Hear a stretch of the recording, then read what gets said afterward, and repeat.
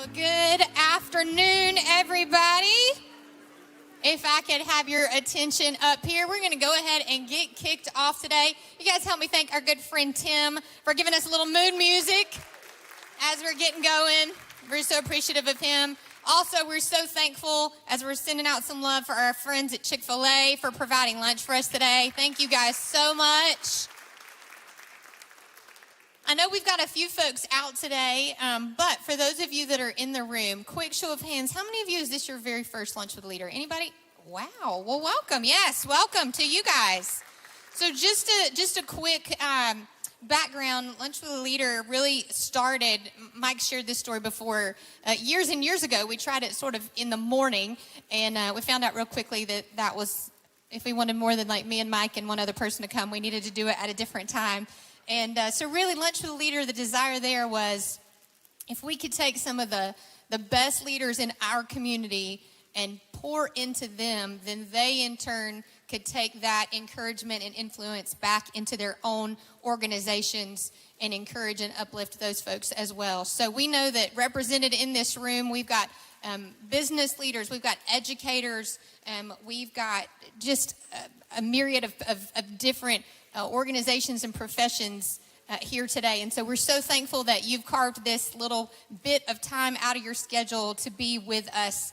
What we do here at Lunch with a Leader is we take the life of someone from Scripture and we look at the ways that they lived out their life and what are some leadership principles that they exhibited, and then see how we can apply that to our life. So it's not a networking event. It's really just a come and get event, and we hope that you leave here filled up a little bit. So with that said, I'd love to just get us kind of caught up. We've been talking about the life of Esther over these past few weeks, and Mike's going to draw your attention when he comes up. You do have some notes there on your table, but they will in just a few minutes put up a QR code. If you would prefer to sort of fill that out digitally, you can do that as well today. So, Esther. In the third chapter of Esther, we talk about Mordecai, her cousin, who is covered in sackcloth and ashes, and he's mourning at this point because he's found out that his people, the Jewish people, are facing a decree of destruction. And so we'll find out in a few chapters later that the king has actually promoted Mordecai to second in command. And so we're going to be looking today at how that sort of has all happened. So I'm going to pick us up in Esther 8 and just read a little bit to sort of set the scene. So Esther 8 starts out, on that same day, King Xerxes gave the property of Haman, who, if you're just joining us, Haman, bad guy. On that same day, King Xerxes gave the property of Haman, the enemy of the Jews, to Queen Esther. Then Mordecai was brought before the king, for Esther had told the king how they were related. The king took off his signet ring, which he had taken back from Haman, and gave it to Mordecai. And Esther appointed Mordecai to be in charge of Haman's property. We read on in Esther 9. It goes on down a little bit and talks about the nobles and the provinces and the officers and everyone gathering. It says, for Mordecai had been promoted in the king's palace, and his fame spread throughout all the provinces as he became more and more powerful. And then on in Esther 10, verses 1 through 3, it says, King Xerxes imposed a tribute throughout his empire, even to the distant coastlands. His great achievements and the full account of the greatness of Mordecai, whom the king had promoted, are recorded in the book of the history of the kings of Media and Persia.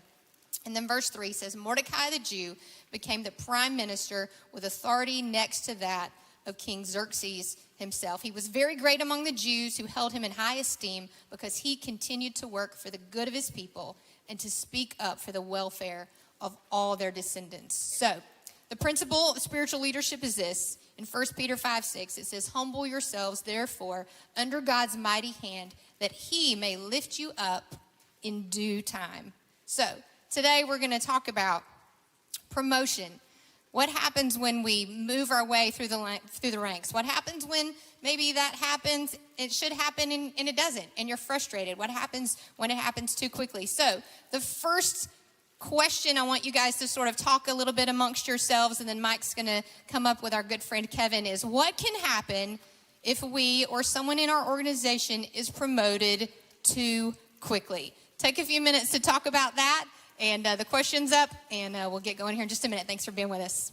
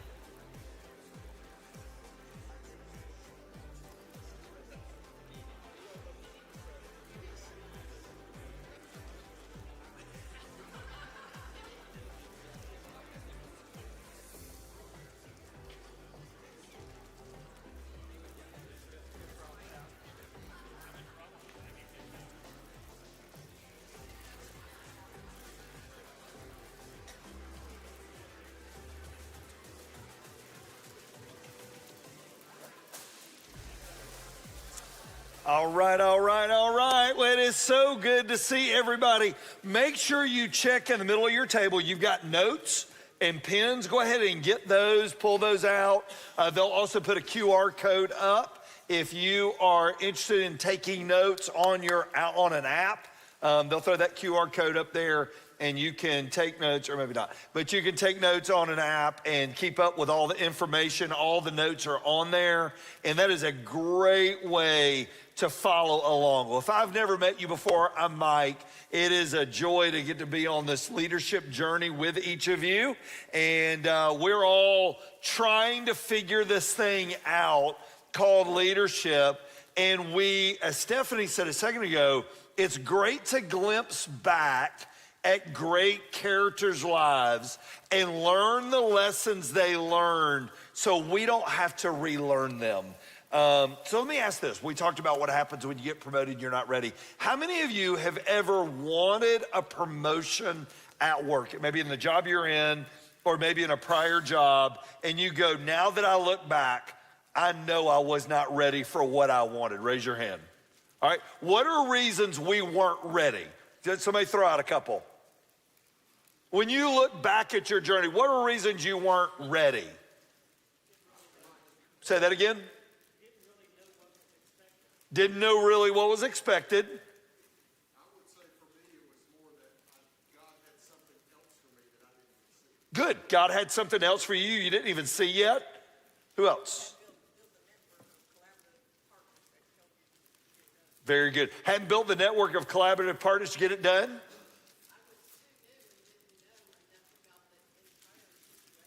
Yeah, too new and didn't know the entire situation.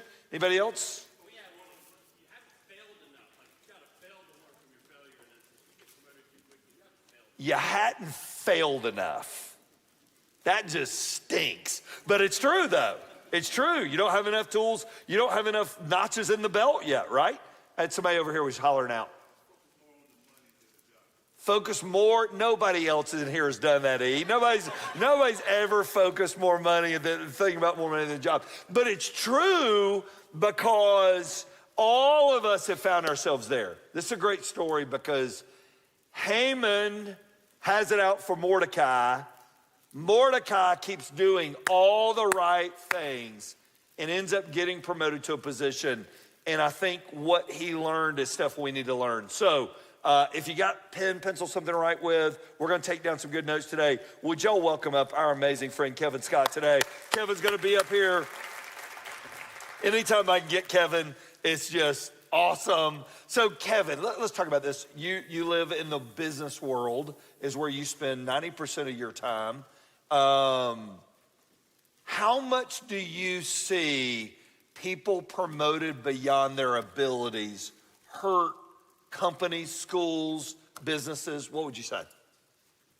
What happens a lot, because in something I learned very early is there are two types of people. There are high performers and there are high potential. So high performers, high potential. And ideally, somebody is both. They perform well and they have high potential. But a lot of times, we promote someone who is a high performer. They're good at their current job, but they don't quite have the skills ready for the next level. And I see it happen a lot in education. You see it happen in healthcare. They're good at, you may be good in a classroom. You can lead students, but can you lead adults? In healthcare, you're a really good nurse, but can you be in charge of other nurses? And so if a lot of times, if we aren't careful to find the people that have the right potential, we'll promote somebody because they want to be promoted and because we need help, and sometimes it's the wrong move. It's a great thought, because as a leader, you may have arrived at the position you want to be at. You may go, no, there's something more for me. But you also were looking at this through the lens of the people around you. We met the women's basketball coach, Kennesaw, a second ago. You may have a great player who wants to be a coach, but are they ready to be a coach? You may have a person that they show flashes. And so you got to think, here is Mordecai. I want you to write this little thought down at the top, then we're going to dive in the notes. Mordecai just kept doing the next right thing. I don't think Mordecai really went through any leadership classes. I don't think Mordecai took an online course in leadership, or somebody shot him a great YouTube video to watch. Mordecai just kept doing the next right thing. And as we look through this through the lens of I want to be promoted, or I am promoting someone, listen, the wrong promotion can change everything about your organization, right? Whether it's you or somebody else. You put the wrong person in the wrong seat on the bus too early or too late, you can whack things out really good. So, principle number 1 today, path to promotion. Be excellent now. Be excellent now. Excellence is how you do what you do. Kevin, what does excellence now look like? I know it from the church vantage point and maybe a little bit in the athletic world. What does that look like in the marketplace context? Yeah, I think this is one that it's similar in a lot of areas. It's the everyday moment. It's not the big glam. Everybody can be excellent when the stakes are high and you've prepared a lot. But it's in every one of the little things. We had a value at Addo. One of our values was excellence. And we said, the tagline was, if it's worth doing, it's worth doing well. And I actually I thought of, since it's about to be baseball season, I can't believe you haven't mentioned this yet. Opening day is this week. So, but it reminds me, Do you remember the George Brett story? Okay, George Brett, Casey, I'm looking over here for you. Casey, George Brett was the Kansas City Royal Hall of Fame career.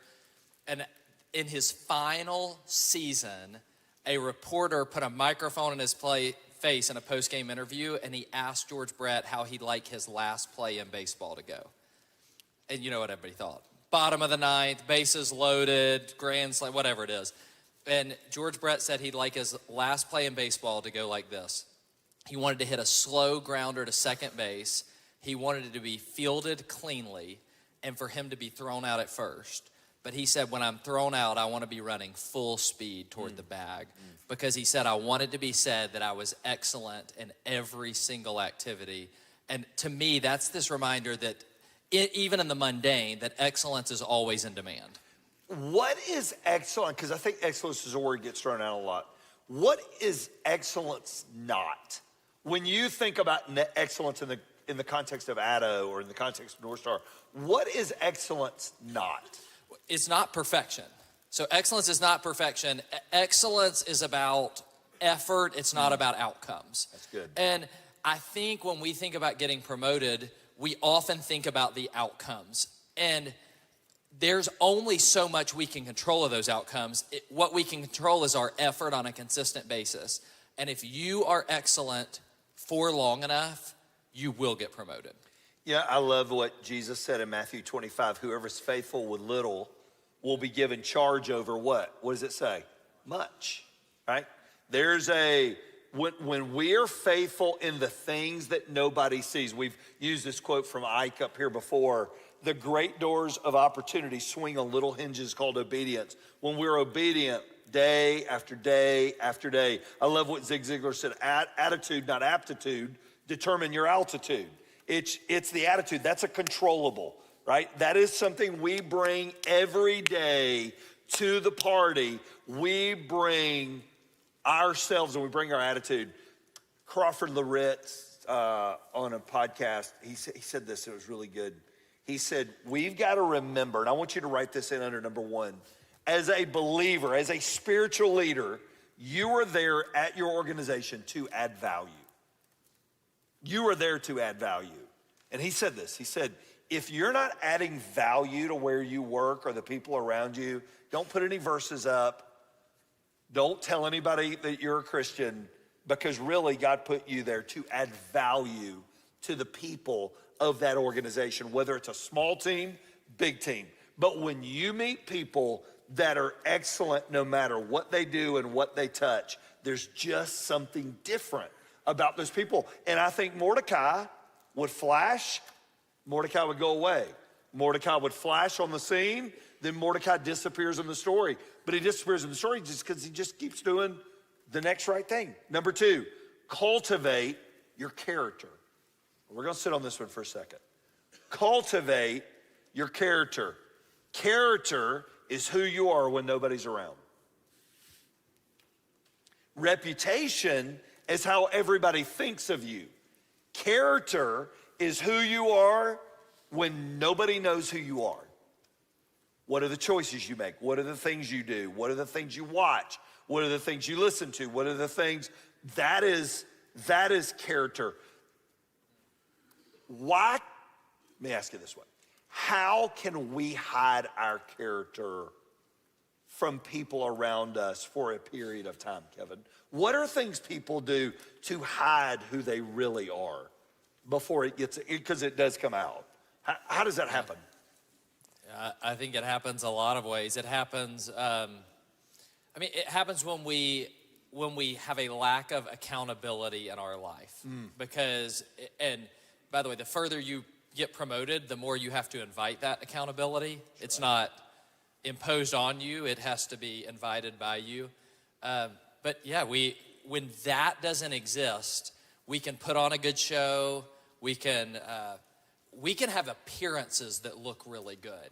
And depending on the environments we're in, some of us, it's easier to hide than others. You know, character gets exposed. So Stephanie, you went to a roofing conference last week with your husband, owns a roofing business. You went to a roofing conference and you said something in a meeting this morning about storms that I thought was really interesting that you learned last week. Share that with everybody real quick. Well, don't judge me that the roofing conference was in Puerto Rico where they're all flat roofs. And I can't help it where they scheduled it. But they had somebody come in from the National Weather Organization. They were talking specifically about the storm that hit Puerto Rico not that many years ago. And he said the interesting thing we found when we got there is that the storms are not what did the most damage. The storms just exposed the damage that was already present. Character, when not developed, can expose problems. You've got to cultivate your character. Dr. Lorit said it this way. It's probably one of my favorite quotes I've ever heard. My character needs to be the platform on which I stand. So let me say it this way. My character needs to be greater than the platform on which I stand. My character's got to be greater than the platform. So Kevin, what are ways that leaders can cultivate their character?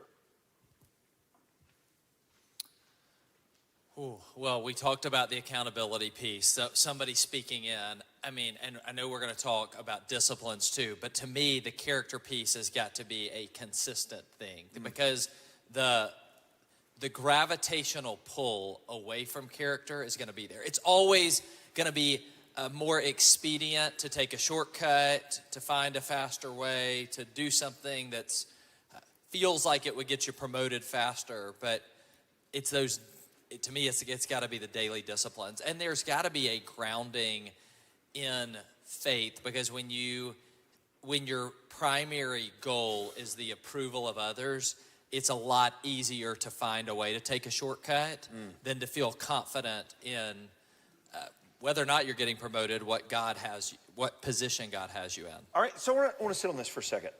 You guys live in this every day. You're out in the marketplace. You're doing all kinds of jobs, from education to law enforcement to city government to collegiate to, we got the whole span in here to private businesses. Why do we hate to keep cultivating character? Why do we feel like my title should take care of it? I shouldn't have to keep working behind the scenes on something nobody else may never see. Why do we think that? What would you say? It's always challenging and difficult. Why else? It takes time. There's no quick fix to this. There is nothing. Mordecai, I'm sure, would have loved to his first day going to Esther, got in this position, and he wouldn't have had to go through all the hardships. It took a lot of time. What else? We love shortcuts. We love them. Say that again. We're too proud. There's nothing certain that's going to lead from your character building to material reward of some sort. Yeah. So here's my challenge to you guys. Cultivate your character. Work as much on who you are as what you do. Nobody else is going to see it. Nobody else is ever going to know it. Nobody's going to know the hours that you put in on the inside job of you. All they're going to know is the exterior of you. They know your platform, your title. Let me ask you this. What is a sign that I'm throwing Kevin one here. What is a sign that we can see in somebody we're looking to promote? Let's take it from that vantage point. We're looking to promote somebody that their character's not been cultivated enough. What's a sign if you were looking at your company and you went, I'm thinking about moving this person to this bigger role. What's a sign they're not ready for that when you see them do this?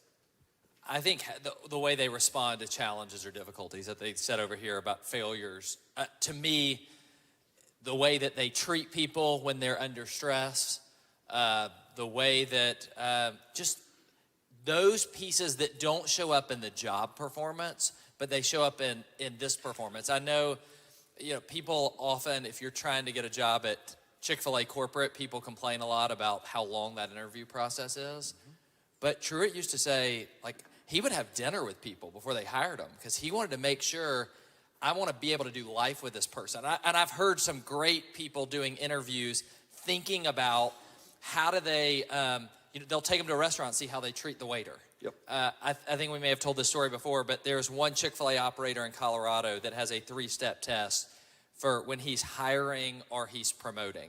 And his 3 things, and 2 of these have to go with character. His first thing he does is when they walk in the restaurant for the interview, he meets them at the door and he quickly walks as fast as he can to the booth that's the furthest away to see what their pace is.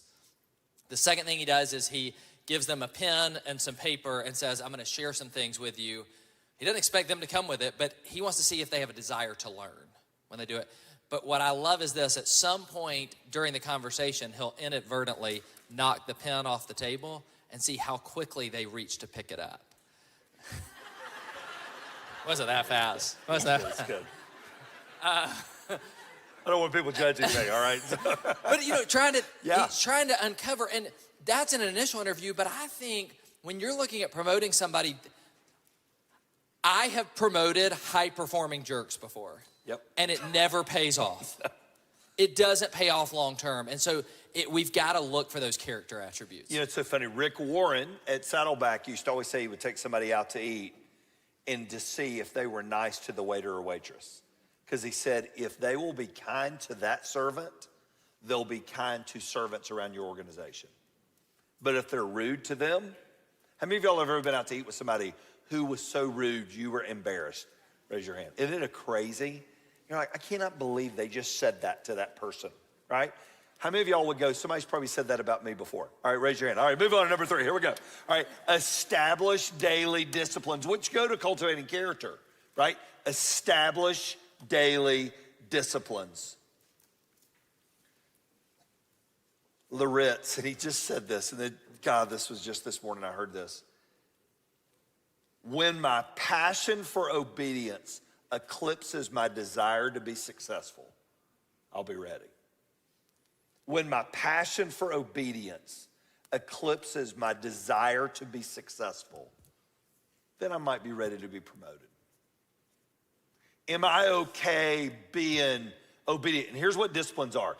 Disciplines are what you do consistently, day after day. All right, Coach Dennis Jordan's in the room. Coach Jordan's a local high school baseball coach legend. How many high school baseball games did you win in your career, Coach Jordan?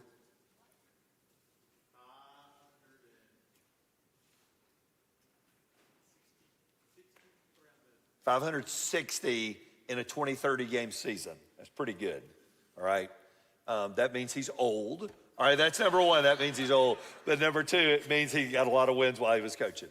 How important for those wins was the discipline every day of doing the same things that take winning over and over and over? How important was that?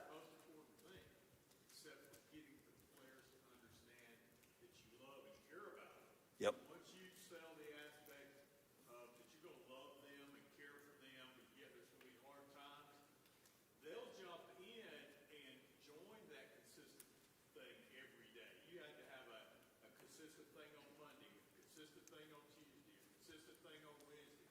There wasn't hardly any days that my kids came that they didn't understand what was going on that day and the work that we were planning on having. Yep.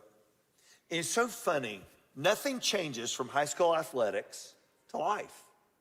It's the daily disciplines that make all the difference.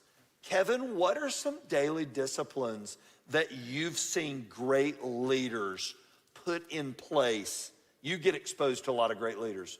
What are some daily disciplines you go, these are common traits of people I've seen that are doing great things, but I know behind the scenes they're doing this over and over and over? What would you say?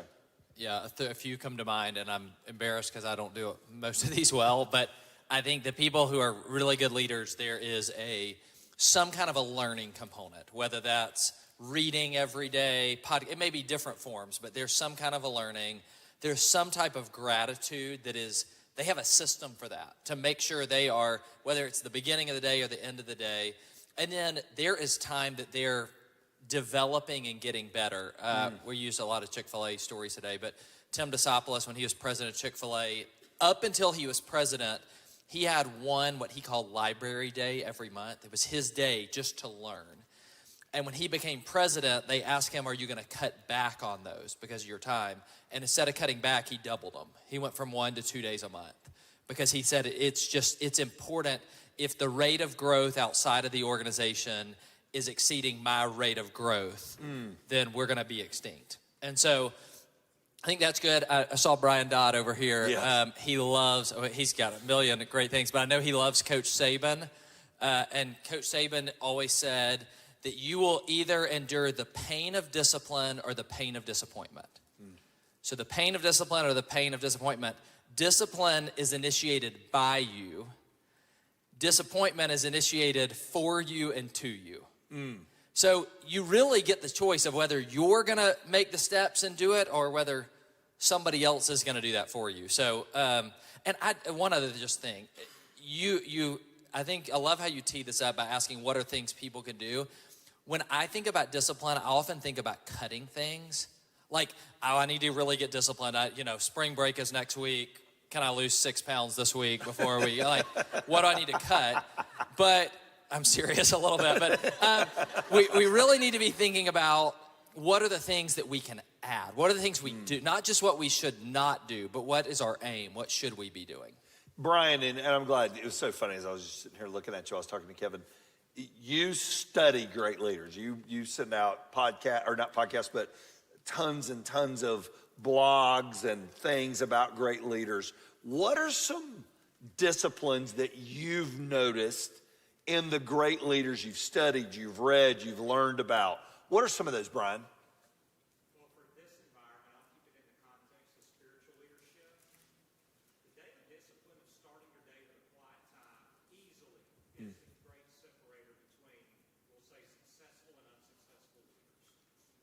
Creating that foundation that God will direct your steps throughout the entire day, and you will not react to things, but you will respond to them. Totally separates. Plus, the bigger you are on the inside, the bigger your organization will be on the outside. And it helps with stuff like temper and how you treat people and how you frame, problems and all those kind of stuff. But I can't recommend enough to anybody that if you want to grow in character and you want to grow in self-leadership, start your day with the foundation of the quiet. It's really good, Brian, because you think about all of our lives. We all want to be achievers. You're in this room because you want to be an achiever, right? You want to be better at what you do. You want to do what you do at a higher level. That's why you're here. But developing the inside of you by being a follower of His is one of the greatest disciplines you'll ever learn.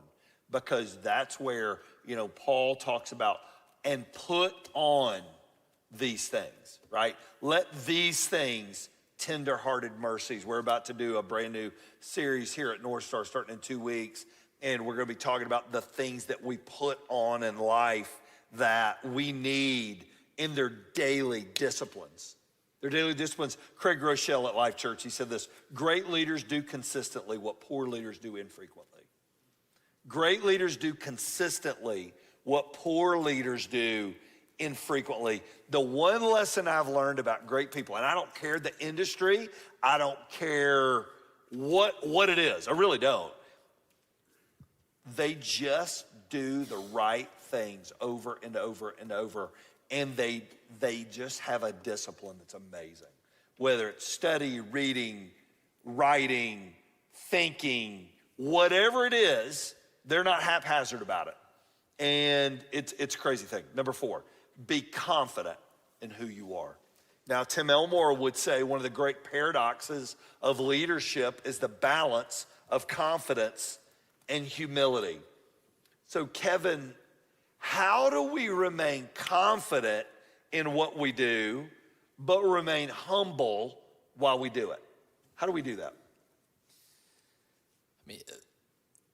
Our confidence has to come from not who we are, but whose we are. And that sounds trite, and that sounds like something that if you've been in church for a while, you've probably heard. But I'm an Enneagram 3.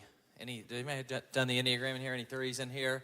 Which means on disc, high I, high D. I get a lot of satisfaction and confidence on a bunch of activity and a lot of approval.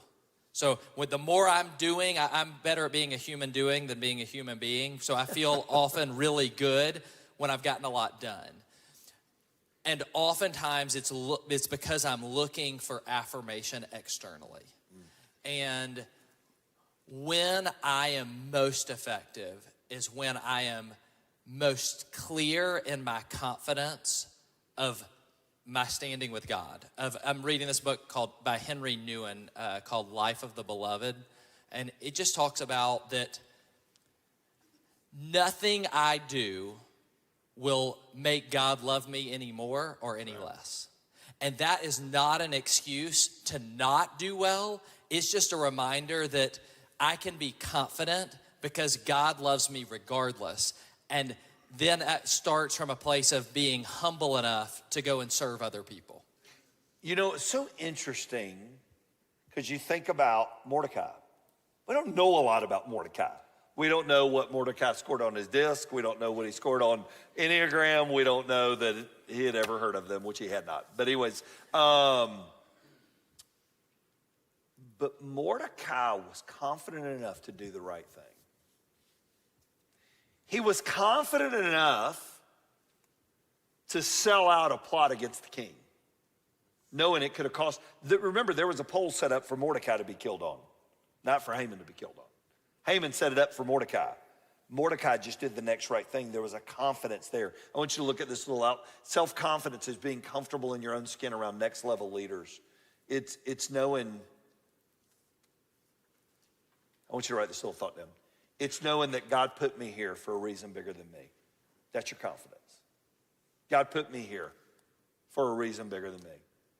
I may be here for a week, a month, a year, 10 years, 27 years. God put me here for a reason bigger than me and gave me this title and gave me this role. Be confident.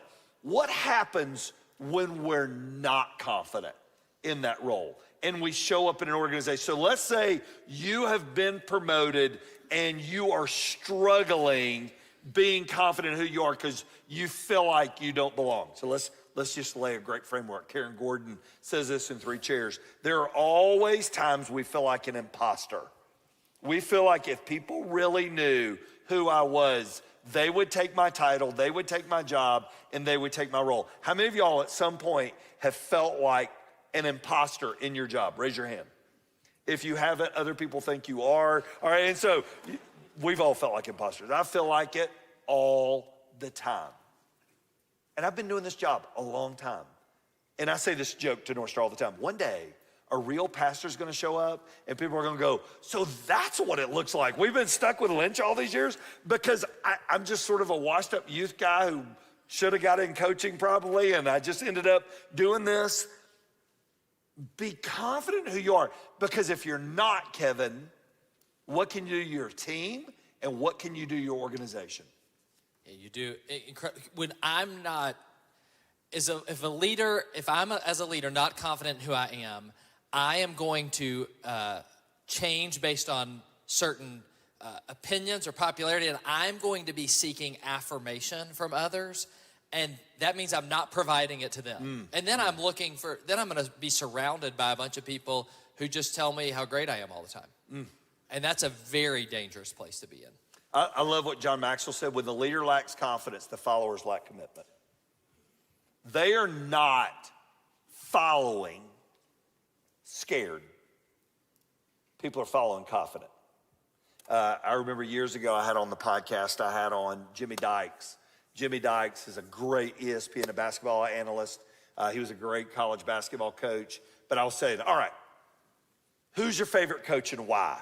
Who have you seen coach up close and why are they your favorite? And he said, he was naming off reasons and people. And he said, I remember I was at a Duke game.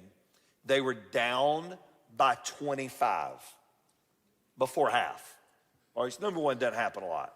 Number two, they didn't have an answer for what was happening on the court. There was no answer.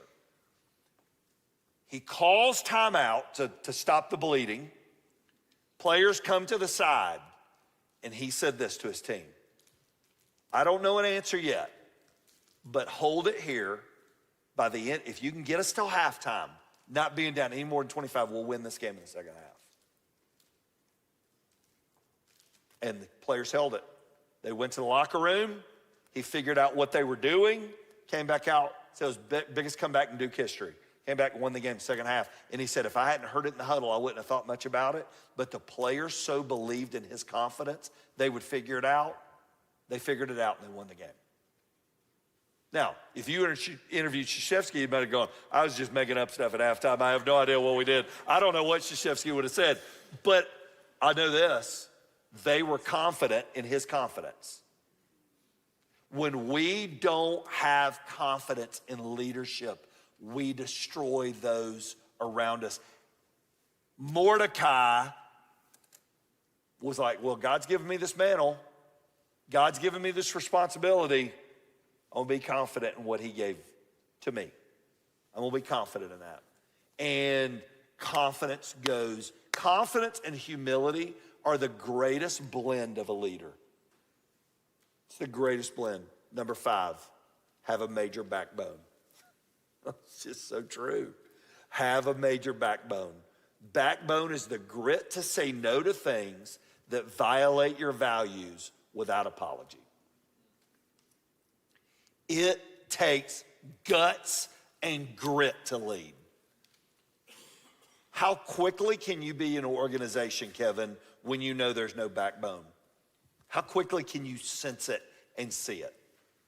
It's pretty easy to see, and that really does start at the top. It comes from the leader, and if your desire, the challenge is we started by talking about promotion, and promotion usually starts with a desire to be promoted. That's right. And if you have a desire to be promoted, you have a desire usually for somebody to promote you, which means this is the most dangerous because this is the one that you have the potential to compromise on. And that's where you have to be so clear about your values ahead of time. And what has been amazing to me is that there are a lot of times, and I would love to tell you I'm willing to take these stands all the time, but when I see somebody take a stand, it's amazing how it makes me say, like, okay, if they'll do it, I'm willing to do it. I'm willing to do that. Billy Graham used to say, courage is contagious. When one person takes a stand, the spines of others are stiffened. When one person takes a stand, the spines of others are stiffened. And it really does. When you're willing to have that backbone, I believe it gives permission to the people around you to do that as well. What's your fear of having backbone? What's a fear of a leader of going, you know what, I need to be tough about this. I'm not going to compromise our values. What's the fear behind not having one? There's two, and I just one is wanting to be liked, but I think the truth is, and this is maybe we don't want to go there, but in today's society, based on what the world says is popular or okay, it's really easy to say, if I take a stand there, it may cost me. I mean, we have to. Chick-fil-A Leader Academy is in 1,200 schools, and I have to think, if we say that, are we going to get canceled from certain schools? Are we going to be allowed to be? And so there is and I think this is one thing I love what you're doing here, because having the backbone, I think, is a lot of times easier inside of this building than it is out in the community.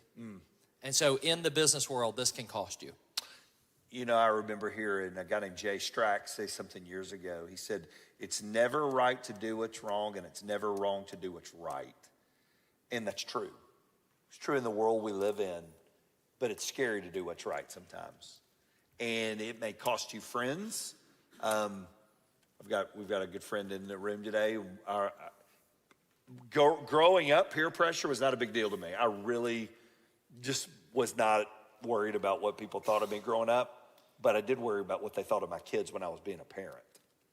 and how my kids fit in. And sometimes there's right things to do that may cost our kids.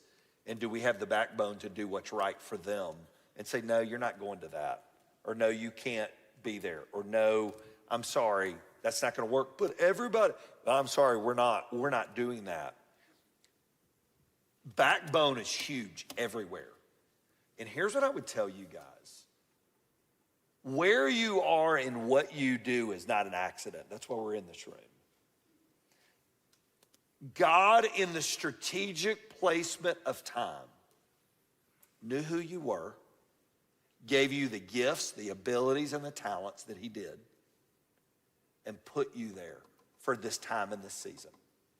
You may be there for a moment. You may be there for a season.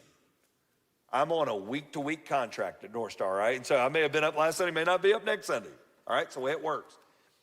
There's no 3-year deals here. So, but for this season of time, I've been given a job. Am I going to be excellent? Am I going to continue to cultivate my character? Am I the lid for the organization?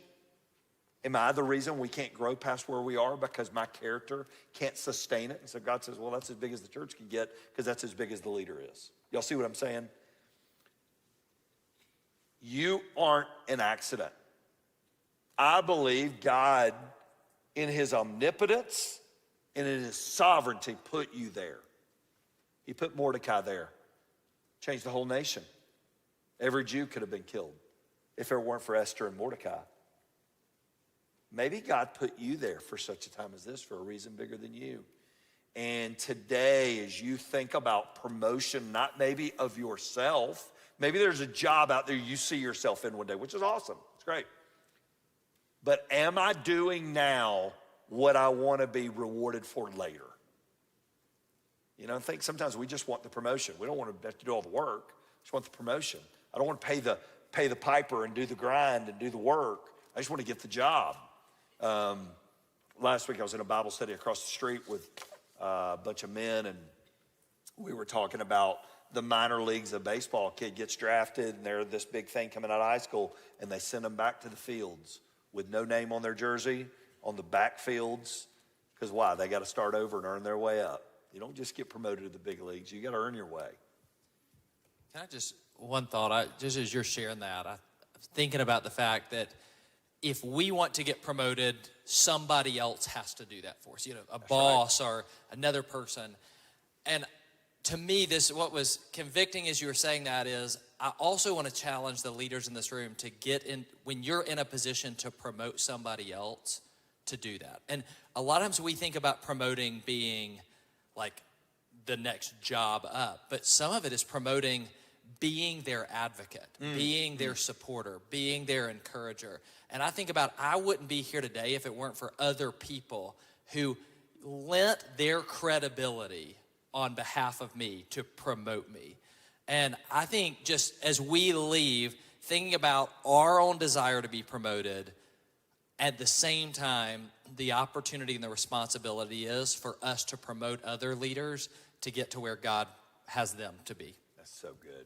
That is so good. Well, number one, I want to say today, you value us. It means the world to us that you take time to be here. I know how busy your schedules are. Thank you for being here, number one. Huge thanks to Chick-fil-A for doing all they do. Number two, we want this to be ongoing. So we have a leader's toolbox, right? So there's a QR code that'll pop up.